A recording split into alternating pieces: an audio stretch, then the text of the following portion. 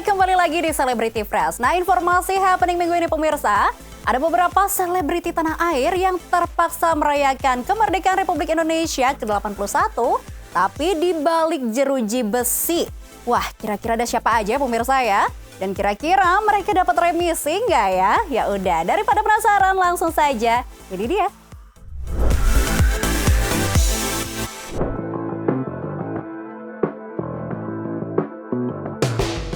Besti, tak terasa akhirnya ulang tahun Republik Indonesia yang ke-81 tiba juga. Tapi nggak afdol rasanya kalau bahas soal kemerdekaan tak ada perlombaan dan hadiah-hadiah yang lucu-lucu dan juga unik. Tapi tunggu dulu, merayakan kemerdekaan tak hanya soal perlombaan ya Besti. Tapi juga ada kabar terbaru sejumlah selebriti yang sampai saat ini masih harus mendekam di balik jeruji besi dan jauh dari anak serta sanak saudara. Kira-kira ada siapa saja ya artis yang merasakan hari kemerdekaan di balik jeruji besi?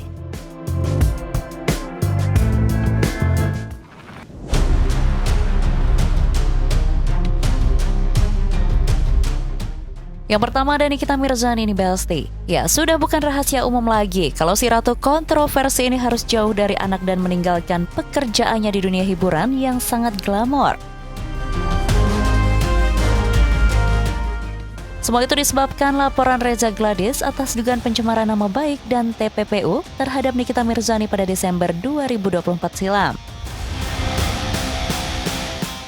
Setelah melalui proses penyidikan naik ke tahap penetapan tersangka hingga yang terbaru sudah memasuki tahap peninjauan kembali setelah Nikita divonis hukuman 6 tahun penjara dengan denda 1 miliar rupiah. Diketahui sebelum mengajukan peninjauan kembali alias PK, Majelis Hakim sempat menolak kasasi yang diajukan oleh Nikita Mirzani. Dalam hal ini, Majelis Hakim menilai dan menimbang bahwa Nikita terbukti melakukan tindak pidana pencucian uang hingga pencemaran nama baik terhadap Reza Gladys. Namun dalam pernyataan resminya, kuasa hukum Nikita Mirzani membantah semua pertimbangan Majelis Hakim tersebut. Menurut ahli ITE, Henry Subiakto, bahwa bukti yang diserahkan Reza Gladys ke pihak penyidik lemah dan keliru. Terutama alat bukti elektronik berupa tangkapan layar dinilai tidak kuat dan rentan dimanipulasi. Hari itu nampak sekali di persidangan, itu semacam kerancuan gitu ya, kerancuan menilai atau menafsir perbuatan-perbuatan yang dilakukan oleh orang-orang yang terpidana, yaitu Nikita dan kalau nggak salah namanya Ismail itu kena, dia seolah-olah melakukan pemerasan, tapi malah kadang-kadang yang muncul itu adalah penghinaan. Nah itu berarti apa? Jaksa itu di dalam membuat dakwaannya itu rancu. Kemudian hakim karena PN maupun PT maupun sampai MA itu mengalami kesalahan di dalam menerapkan. Makanya kami mengatakan waktu itu bahwa ini yang disebut error in judicandum. Kesalahan menerapkan hukum seolah-olah hukum itu menjadi hal yang normanya baru. Yang ditunjukkan oleh pengadilan, oleh jaksa waktu itu, kita lihat ya di pengadilan, itu yang ada adalah screenshot. Padahal yang dipermasalahkan oleh mereka sendiri yang dilaporkan itu TikTok. Bagaimana TikTok itu bisa ditunjukkan hanya dengan screenshot atau sebuah gambar sesaat gitu. Padahal kan kalau namanya video TikTok itu kan ada durasinya, ada intonasinya, gimana ngomongnya, ngancam itu kan ada intonasinya, mimiknya bagaimana. Ketika di screenshot kan hilang itu makna-makna itu. Nah oleh karena itu saya ketika menjadi ahli saya mengatakan bahwa ini alat buktinya sangat lemah, tidak valid. Lantas bagaimana nasib Nikita Mirzani di hari kemerdekaan Republik Indonesia yang ke-81 ini? Akankah ia benar akan menghirup udara bebas seperti yang diisukan belakangan ini? Jika tidak, apakah Nikita mendapatkan remisi atau potongan masa tahanan? Mengingat dia sudah lumayan lama tak bertemu dengan anak-anak dan juga keluarganya. Bahkan kini bisnisnya dikelola oleh adik dan juga kakaknya. Ternyata nih Besti, menurut Humas Ditjenpas Rika Aprianti, remisi itu diberikan kepada narapidana yang vonis hukumannya sudah inkrah baik di pengadilan maupun dari kejaksaan. Karena kasus Nikita sampai saat ini masih berproses di meja persidangan, Rika mengatakan sang artis belum mendapatkan remisi tersebut. Namun satu yang pasti nih Besti, menurut keterangan yang diterima pihak Ditjenpas, saat ini Nikita terlibat dalam mempromosikan barang-barang kerajinan tangan para tahanan di rutan Pondok Bambu. Bukan sekedar promosi, Nikita juga disebut-sebut ikut berkreasi bersama dengan napi-napi lainnya. Rekan-rekan mungkin sudah pernah lihat ya di media sosial kegiatan-kegiatannya teman-teman di Rutan Pondok Bambu, termasuk Nikita di dalamnya adalah kegiatan kemandirian, pembuatan keterampilan tas ya, antara lain. Kalau untuk 17 Agustus ini sama sih, kegiatan-kegiatan lomba-lomba tradisional yang ada di masyarakat ya, itu juga dilakukan oleh rekan-rekan kita yang di dalam, diberi kesempatan untuk menyemarakkan semangat kemerdekaan Republik Indonesia ke-81 di Rutan Pondok Bambu, termasuk di dalamnya ada Nikita Mirzani. Selain itu, Rika juga mengatakan jika Nikita saat ini semakin aktif dan rutin mengikuti konseling dan pembinaan di Rutan Besti.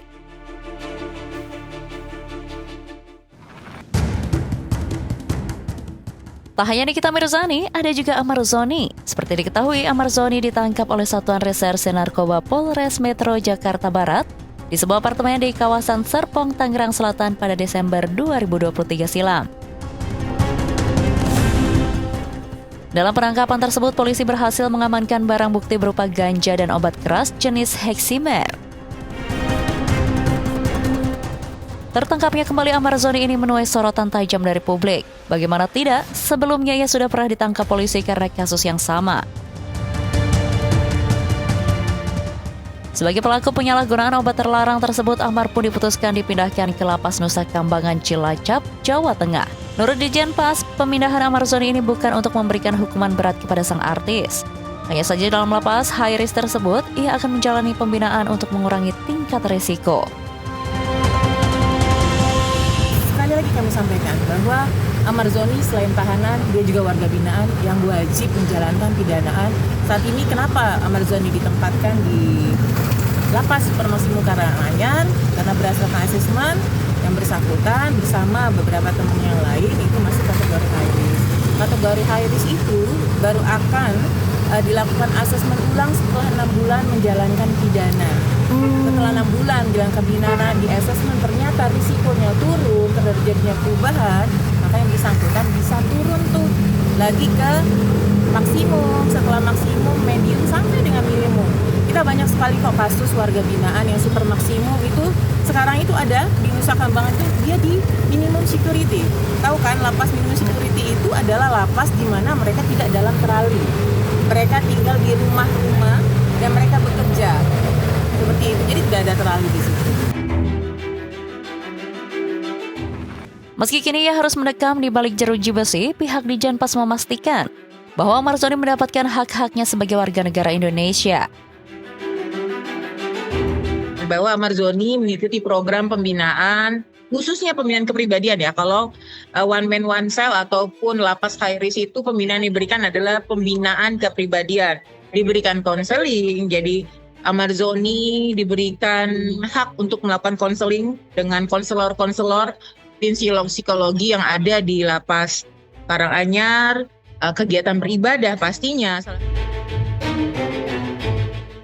Tak hanya itu saja nih Besti, Ahmad Zoni dan teman-teman narapidana lainnya juga ternyata ikut merasakan euforia kemerdekaan Republik Indonesia. Rika Aprianti mengatakan bahwa pihak lapas mempersiapkan beberapa kegiatan untuk para narapidana.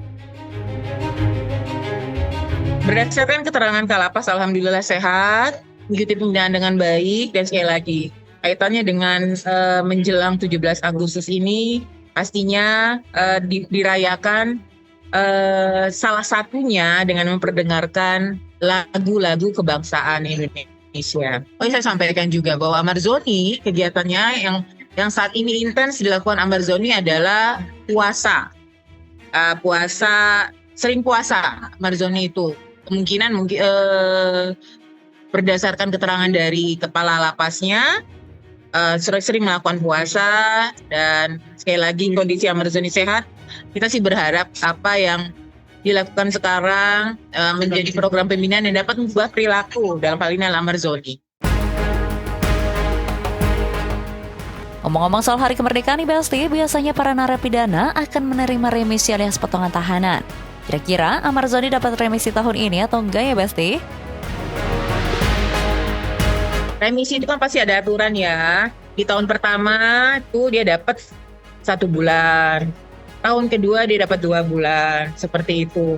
Selama memang tidak ada pelanggaran ataupun tidak ada pelanggaran-pelanggaran dan juga mengikuti pembinaan baik. Itu tadi saya sampaikan, kalau memang beberapa kriteria itu memang sudah memenuhi persyaratan.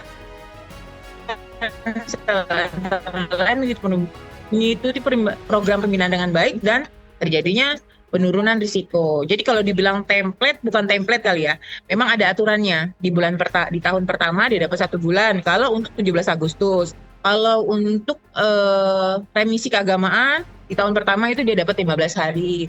Tahun keduanya dapat 1 bulan. Seperti itu. Rika lebih lanjut juga menjelaskan, mendapat remisi itu ternyata nggak sembarangan. Harus berhasil memenuhi beberapa syarat penting, mulai dari berkelakuan baik hingga tidak melakukan pelanggaran terhadap ketentuan sebagai narapidana di rutan terkait.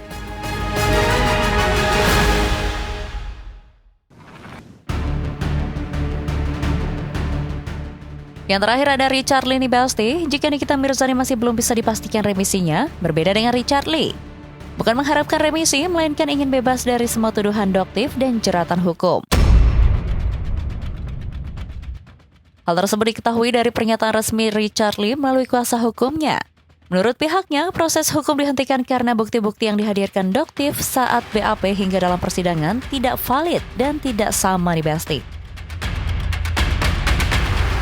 Wah, repot ini. Gitu. Orang Dr. Richard mau bebas. Mudah-mudahan ya, kita doakannya dengan tadi ya fakta-fakta demikian, jadi tidak perlu ada remisi. Jadi yang pertama, kalau belum ada putusan, itu seseorang tidak akan dapat remisi. Kecuali nanti sudah diputus, misalnya, gitu kan. Apalagi misalnya putusannya bebas, gitu kan. Ya berarti memang tidak butuh. Dengan fakta-fakta, mudah-mudahan Dr. Richard ini bisa bebas dikarenakan proses pemidanaannya ini banyak yang cacat, banyak yang janggal, banyak ganjil, ada bentuk rekayasa, ada bentuk kebohongan, sehingga dia Richard ini harus bebas.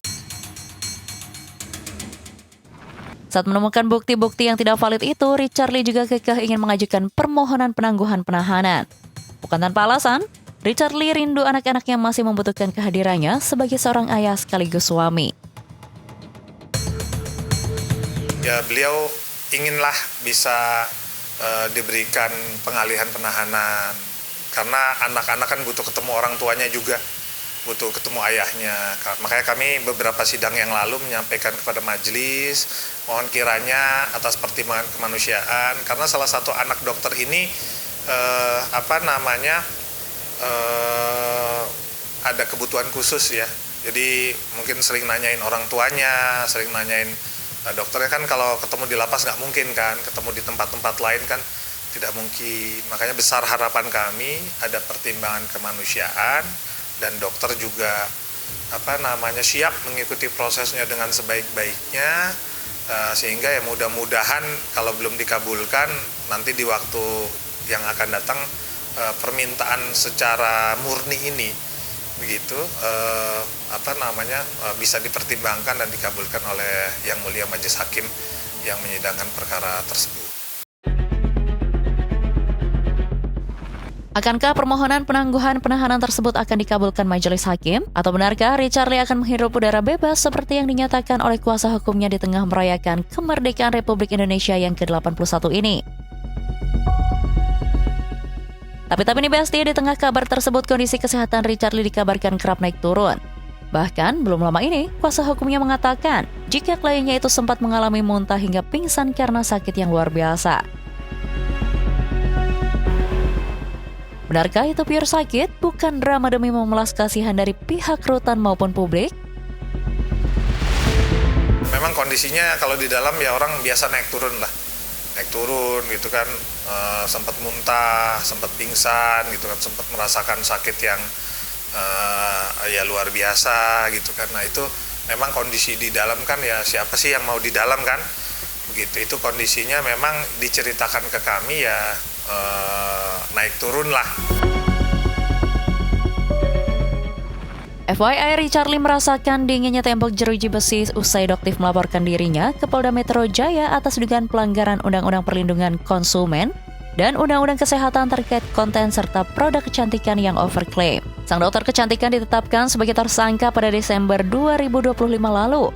Setelah melalui proses yang panjang, perkara tersebut dilimpahkan ke Pengadilan Negeri Tangerang, Banten. Lantas bagaimana kini nasib gurita bisnis yang sempat dibangun Richard Lee bersama sang istri?